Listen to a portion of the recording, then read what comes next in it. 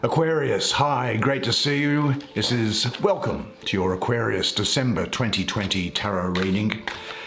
Great to see the subscribers back again. My love and positive energy goes to you always. Of course, if you would like to have a private clairvoyant reading with me, then just check out the information which is in the description box below and you can see how easy it is to make that happen. Now, I'm going to choose 5 cards for you. Well, more particularly, 5 cards are going to choose me. And we shall see what they have to say for you. Now, what's the first one here? The 1 of Swords. Good card for you. There's the 5 of Swords. Wonder what that means in context with these other cards here. There is the Server of Wands. There's a lot of energy around here for you, I must say. There's 8, Balance, Major Arcana, and finally, what is this one? The Master of Discs. All right, why don't you come have a look at the imagery on these cards with me while I do the reading for you. Now, next month's reading will be published on the Wednesday, 9th of December at about 2 p.m. US Eastern Time. Look at these cards. They're really asking me to give a sort of a channeled reading, I think. Looking at the art on it, I'm getting goosebumps looking at the art. So there's obviously stuff coming through for you. And what better way is there to start than with the 1 of Swords here for you? Now, I'm just looking at this image here. Now, in the painting, a sound wave comes out of a flute. Just as sound organizes patterns manifested in the physical plane, so do your thoughts. And just as sound spirals out from the point of emanation, your thoughts spiral out from the source point. Now, these bones in the foreground here, I think they represent what has passed away. And there is a group of people, if you can see these silhouettes in here, there's a group of people sitting around having a meeting or a discussion or a council of some sort, conceiving what to do about things. They're perceiving new ideas which are blowing in the wind and thinking to themselves, how can we bring them into form? I think this is what you'll be doing at this time. When you get this energy in this position, it is a moment of conception, both in the sense of conceiving new life for someone, but certainly in terms of conceptualizing new possibilities. Like the Council of People, you will want to contemplate how to bring these possibilities into form. This is also a good time, I think, to find your way back to the beginning of your current train of thought and to consider its roots. What is important is to identify the foundations which are underlying the thought. You may discover that you are building a house on quicksand, or it may be on very solid foundation. This may signify a time for you, I think, when your way of thinking about something is moving. It's shifting in a very important way. So give time to this, because how you conceptualize things has a profound effect on your experience. So a moment of great insight and clarity here, almost a aha moment. And I think you'll have a new perspective on life that was previously unclear to you. So you'll be able to get to the heart of some matter. You'll have gained new vision and will pursue opportunities which draw on your creative and mental abilities. What supports or hinders your clarity, do you think? Have clear perceptions and trust yourself. Say to yourself, I trust my perceptions. Well, let's have a look here.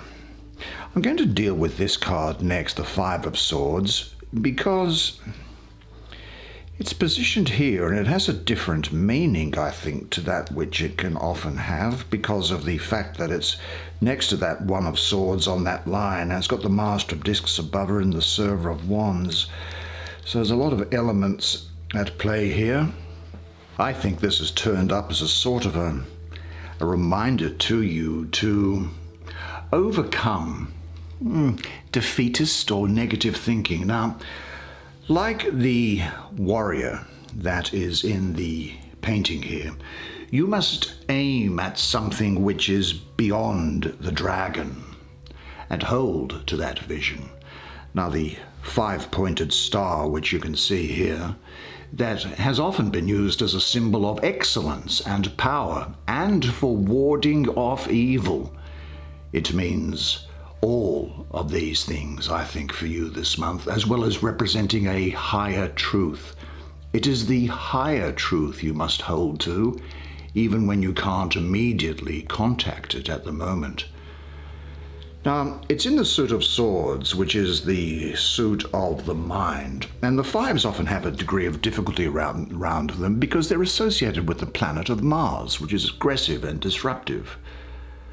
And I think that this energy here is asking you to focus upon the demons of the mental realm: doubt, confusion, pessimism, defeatist thinking. Sometimes it's very easy to get lost in these, isn't it? For example, nothing can drain you more of motivation than doubt. This is what doubt often does. It stops you from moving ahead, from taking risks, from expanding. To be a warrior means to doubt your doubt, rather than automatically believing your doubting thoughts. I think you'll look carefully as to why this doubt might be coming up now. Now, the attitude of the warrior is to have an affinity to truth, to a higher vision, to what I suppose theologians call faith. Even though you can be flooded by darkness in a particular moment, questioning everything, you can remember earlier moments of knowing and try to honor what your teachers and the ancient wisdom traditions have taught you.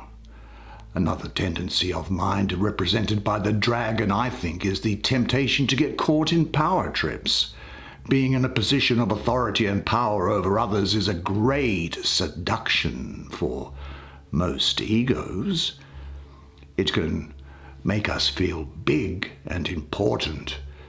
It is also based on the false belief that the more control we have, the safer we will be. But this is not necessarily so at all. Surrendering to a higher power often brings an umbrella of protection as well as guidance about what is worth fighting for. And you understand how to fight for things and how to most skillfully accomplish that fight. The star represents the authentic power which the spiritual warrior aims for. Now, I think that negative beliefs are also part of the dragon the warrior must slay. If, at deep down, you believe you are impotent and your efforts are futile, that the world is withholding from you, or that you are somehow bad and undeserving, these will undermine your actions in the world and make it difficult to claim your true power. I think this is a time to do battle with these negative tendencies of mine and start by objectively looking at what is happening. Are you caught in any doubt or confusion, and what old beliefs are holding you back? It is also the case that we can have guilt attached to the past. And I want to say something about that because I think it's important in this context, and it is that despite what you may believe, you can disappoint people and still be good enough.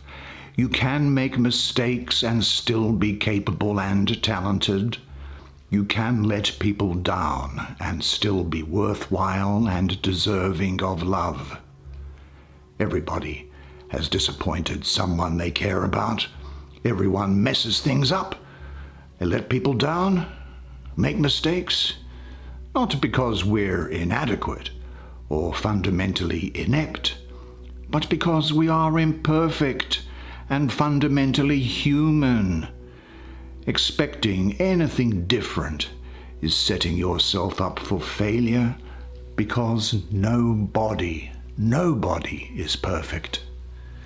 Well, let's have a look at this major arcana, which is down here, and it is what? Restoring cosmic order. Okay, let me see this painting. What are you telling me? Painting, what are you giving to me? Well, in this painting, a woman is holding the wheel of karma. It spirals outwards and becomes part of her veil, representing how the thread of karma spins out into your life. The forms in the lower right are, I think, figures drawn in the African style of representation. They are the ancestors who, for many people, represent a kind of biological karma through which behavioral patterns are passed down through generations. And in some cultures, the ancestors are also used as guides who help ensure that people act ethically. One way to honor your ancestors is to avoid disgracing them by your conduct. The woman in the card is connected not only to the ancestors and the wheel of karma, but also to the natural world. And I think that this is an important source of her attunement and guidance. Now, this is called balance. Very often this card is called justice. I think sometimes it's adjustment as well, but balance. But all of these have a related meaning, I think. It is about, for me, universal law, working to bring things back into balance or harmony. Now, on the societal level, this may take the form of redress for past injury. On the soul level, it is what we can often refer to as the law of karma. It is justice, not in a precise tit-for-tat way, but in a larger way that often only the spiritual eye can see. But whenever you become seriously out of balance, some rectifying force is called in. The body, nature, society, the psyche, they all have their ways of trying to restore balance. And many of the symptoms that manifest in the body, for example, are an attempt to balance a system that has been severely stressed. Just as the body must sometimes go to great lengths to restore balance, so must Earth, the psyche, and every living system. Now, whatever quality of energy you invest in an action, you realize it eventually comes back to you. You realize that, don't you? Generosity, fear, love, constriction, greed, it all comes back. This is one way to look at karma. Karma is simply a natural law. You reap what you sow. Looked at this way, karma is not so much a big stick that's bashing you over the head. More of it's a coach, it's a guide, it's an educator. Life mirrors back to you what you are creating so that you can make course corrections. You need these corrections when you are not seeing the impact of your choices. You must see what you have set into motion. When your awareness is refined enough to be aware of this in the moment, the learning can proceed without so many mistakes. So something is going on here, I think, for you, which is being worked out during this period where things are coming back into balance, either consciously or unconsciously. Now, if this process is unpleasant, it helps if you can understand why things need to happen this way and how they are the inevitable consequence of the situation. And rather than resist what's happening, try to look at yourself as if you are in a film, in a movie, and see what is happening to you as a character in the movie. This is a good time, I think, for you to examine your life and see what is coming back to you. You can look at what your energy field is supporting and what you want it to support. I think that this is also a good time for you to cultivate awareness on a larger humanitarian level, and to look at how your actions do or do not support the larger harmony. And ultimately, the fruits of right living are found in your heart, in your consciousness, and in your life. Living in balance leads to more peace, more flow, more joy. Things unfold with less effort and more grace, and your life will be moving forward. Well, let's have a look at the server. What's this said to be? Transmitter of light. Okay. Now, when I look at this painting here and the subject of it, which is this thing, a butterfly fairy, or even a deva. A deva is an ancient Indian Sanskrit word. It means being of light, and it is one of the beings that inhabits a different dimension or mode of reality than we do here at present.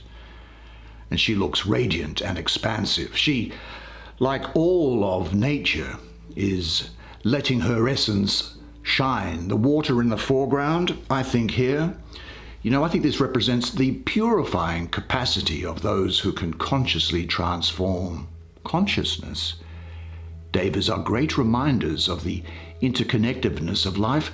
Now, although they inform the world of matter and time, they are not limited to it, but they operate from a more collective consciousness. And within this larger sea of consciousness, everything you say, everything you do, everything you think or feel has an effect. Whether that's something as simple as cutting others off in traffic or bringing a smile to someone's face. The butterfly fairy or deva encourages you to bring a light and loving energy to the world by bringing this energy into your everyday interactions with life. Now, server. Well, I guess this is about helping. The card is a reminder that you not only assist other people physically and emotionally and mentally, but you can also assist other people, and you can be assisted by other people spiritually. And this is primarily a matter of consciousness you need to cultivate. By being in your light, this supports others' light and helps raise the overall general vibration. It is another way of tending to and caring for the planet. And just as the butterfly goes from flower to flower spreading pollen, you collect and spread energy during each interaction you experience in a day. It might be the grumpy energy. It could be frustrated energy, or light and happy energy, or the energy of generosity or kindness. And I think that this is asking you to be aware of your energy field and what you spread around. It represents taking responsibility for broadcasting energy that may be helpful and containing or neutralizing energy that may have a more poisonous effect. And you can reinforce the positive energy of others by mirroring it and help neutralize their negativity by holding it with such spaciousness and compassion that energy can let go. That takes us then to the final card, which is this. Let's have a look at it. Wow, it's very trippy, isn't it? It's called Gracious Abundance. Very good. Gracious Abundance, Master of Disc. I think this represents success for you in various aspects of your material life and things to do with your standard of living. Now, this Master of Discs can be a she or a he, and he or she has gone through other stations of the cross, other stations of life, integrating their lessons, and now experiences a gracious abundance. Gone are the sense of poverty and frustration, and replaced now by a sense of ease and gratitude. Do you know that although we often equate abundance with wealth, this is really a misunderstanding, because there are, look, you wouldn't think it, but there are many who are wealthy, but they are not free and not at ease. Because abundance means that there is a match between what you need to support your unfoldment and the material conditions provided. There is neither too much nor too little. Do you understand?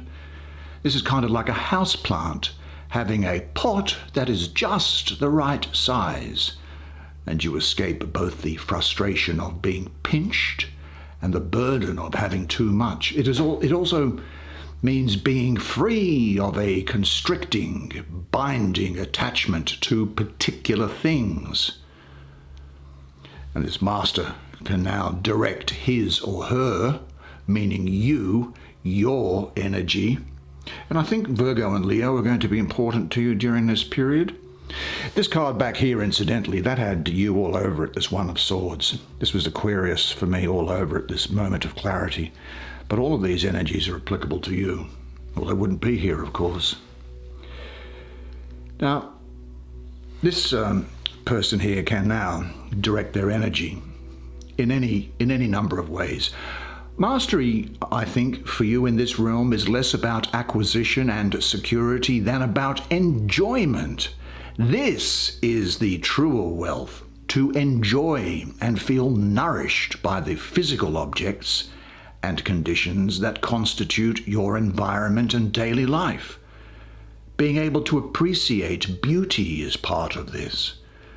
When you don't take in the beauty of the world, you feel a sense of poverty. Now, I think this woman here, looking at her, she feels at home with these, well, there's a lot of animals in the foreground here, and I think she feels at home with the animal energies, as well as being at home in the larger universe. And you'll understand what I mean by that. Being master of the material plane doesn't mean she has become a materialist.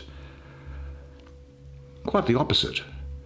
She uses her material base, which I think is the earth here, which is within her womb, if you like, to ground her connection with the heavens. And just as the woman's clothing here flows into the larger spiral in the image, the gracious abundance of the master is part of his or her offering to the world.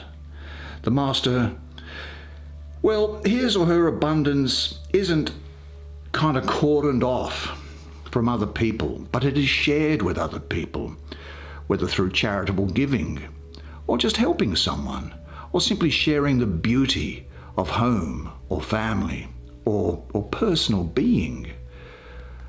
I think what's happening now is that this is a time when you are going to be drawn to a more gracious flow in the material aspects of life, so you should just go along for the ride, relax and open to it. It will come more easily when you feel in harmony with the world around you, when you nervously fret about it. Remember, you are the universe.